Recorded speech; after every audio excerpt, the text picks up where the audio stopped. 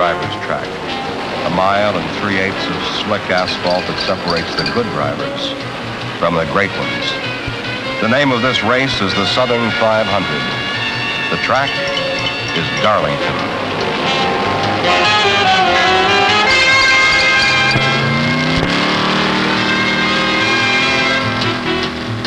Every driver on the NASCAR circuit is a little afraid of running here. At Darlington, they claim there are 43 other cars to beat and the racetrack. Every driver and every mechanic has a story to tell of lost victories and battered hopes and how the track has beaten them. But year after year, they challenge it again, refusing to accept the defeats and the heartbreak. Early in the race, Tiny Lund blows an engine. A few seconds later, his car is wrecked. But Tiny won't quit. Soon, he's back at the pit wall, looking for a relief ride. Another chance at Darlington. Mechanic Ray Fox has won at every big stock car track except Darlington. Only this track has beaten him. Richard Petty is NASCAR's national champion, as his father was before him. But neither has ever beaten the track at Darlington. The track seems almost alive as it outguesses the men who challenge it. It's tougher for driver or mechanic than any other track in the country. There's only one thing tougher than racing at Darlington. That's walking when your car has gone out. This race is called the Southern 500. The track is Darlington.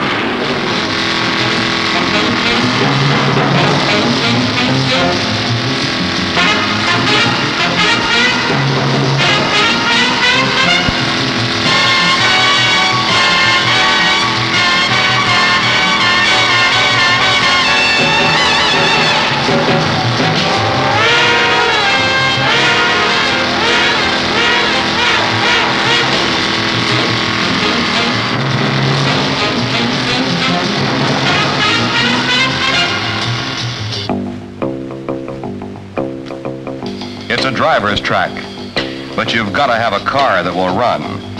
If you can't go 134 miles an hour, you're just here for the ride. The top mechanics know this. They've already spent weeks, maybe months, preparing the car.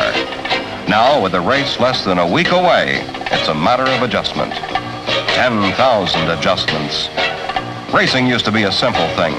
Take off the hubcaps, paint a number on the door, let's go.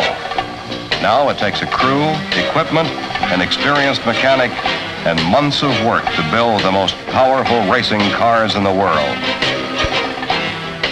When the mechanics are done, 44 comfortable production cars are leaned and toughened for battle.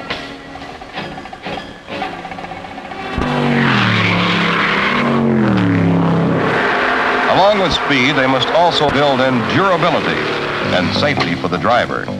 Special equipment in every car is designed for this. Steering wheels are padded for safety and a better grip. The roll bar near the driver's head is padded too. The roll bar does more than keep the roof off the driver if he flips.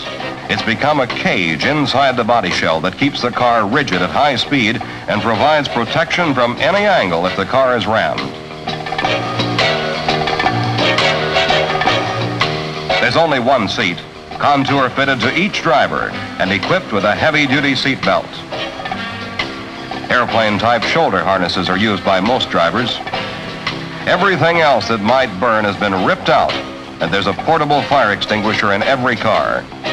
The only upholstery is an asbestos floor mat. In the right front corner of the floorboard, there's a small trap door. At high speeds, the driver opens it to check tire wear. Headlights are removed, and so are side windows. Even the chrome strips are replaced by metallic tapes. They use oversized tires on reinforced rims. The rubber compound and tread are specially designed to withstand racing stress and provide safety. Straight out the side, have no mufflers. There's a 4-speed transmission. The only thing they haven't improved is the key, and they're working on that. When the adjustments are done, it's time to qualify. The fans have come to see 4-lap official runs, a battle against the clock for best starting positions. Richard Petty in a Plymouth waits for his chance against the track record of 133.8 miles an hour. A warm-up lap, and Petty is on his run.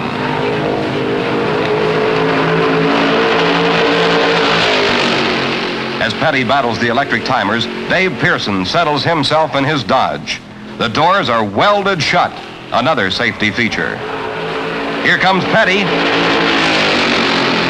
And there he goes with a new one-lap record, 137.2 miles an hour.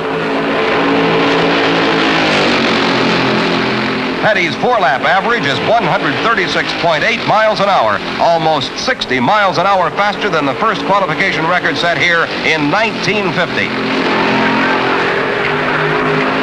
Pearson's qualifying. His speed, 135.9, is only a fraction of a second under Petty. Pearson's Dodge also smashes last year's record.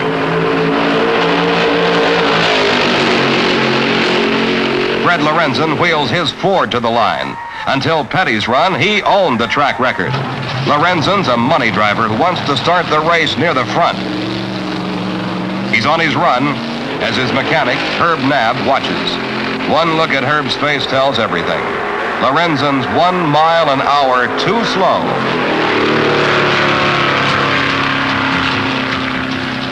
One driver after another sets out on a lonely run against the track.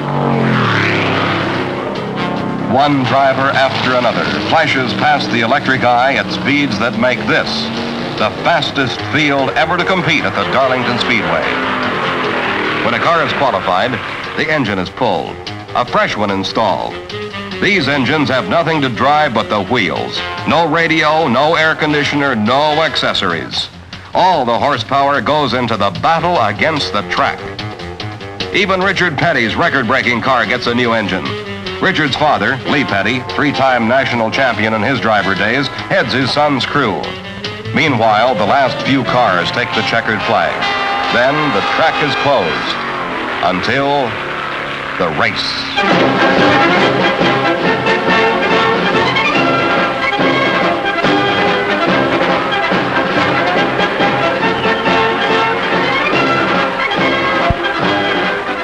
This, too, is part of the Darlington magic, a parade to ease the tension that builds through the long weekend before the race. This is Darlington's way of saying, we're a quiet farming town, a county seat, but once a year we turn out in fancy dress.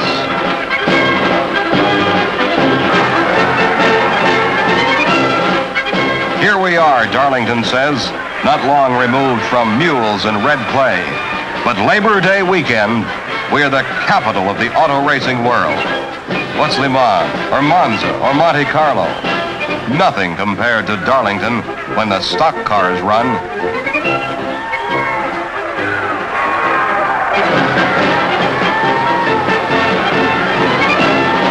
We put on quite a show for a town of 6,000.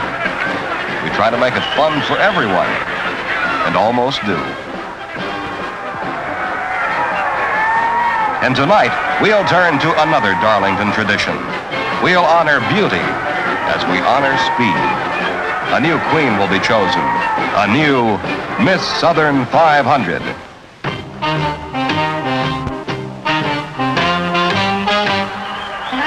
For one of these South Carolina girls, this will be a step into the full light of publicity and picture taking for the coming year.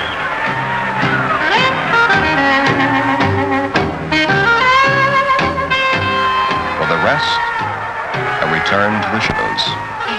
Nobody remembers the girl who was runner-up. That's why the brief moment in the light is so important. They try to hide their fears, but the tension remains. This moment may be the high water mark of their lives, or just the beginning of fame. When the judging has been done, and the 30 reduced to a dozen, these few appear again in evening gowns and a final judging.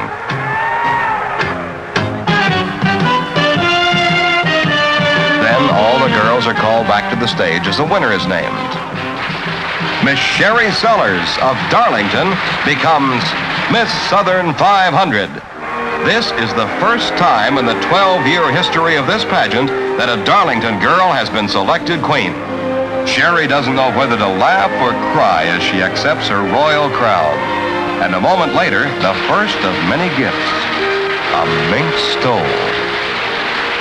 Then, as Sherry Sellers, now Miss Southern 500, walks toward her audience, a frightened girl suddenly becomes a beauty queen. With Miss Southern 500 chosen, there's nothing more to do but gather the crowd and run the race.